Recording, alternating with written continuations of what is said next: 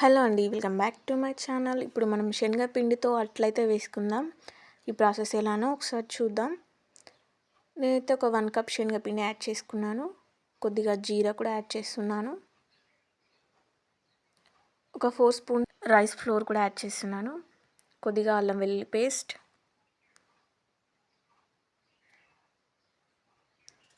రుచికి తగ్గంత salt add చేసుకోండి. నేను ఒక 2 పచ్చిమిర్చి కట్ చేసి వేసుకున్నాను. ఒక మీడియం సైజ్ ఉల్లిపాయను అయితే కట్ చేసి వేసుకుంటున్నాను.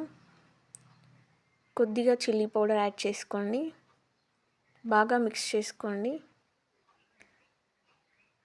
క్వాంటిటీకి తగ్గట్టు వాటర్ యాడ్ చేసుకుంటూ బాగా మిక్స్ చేసుకోవాలి.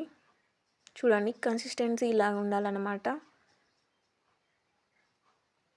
చూడండి, ఇప్పుడు మనం దోశలాగైతే వేసుకోవాలి. దోశ అంటే బాగా స్ప్రెడ్ చేయకూడదు. చూడండి, నేను చూపిస్తున్నాను కదా, అలా అయితే వేసుకోండి. అప్పుడే ప్లఫీగా వస్తాయి అన్నమాట. చూస్తున్నారు కదా, 2 వైపులు అయితే దూరగా వేపుకోవాలన్నమాట.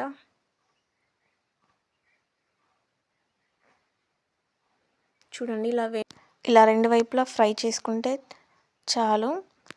చూడండి, అలా కొద్దిగా ఆయిల్ స్ప్రెడ్ చేస్తూ 2 సైడ్లా బాగా ఫ్రై చేసుకోవాలన్నమాట. అండ్ వేడిగా ఎంతో టేస్టీ అయిన శనగపిండి అట్లు అనేది రెడీ అయినాయి అన్నమాట. నచ్చితే లైక్ చేయండి, షేర్ చేయండి, సబ్స్క్రైబ్ చేయండి. Thank you.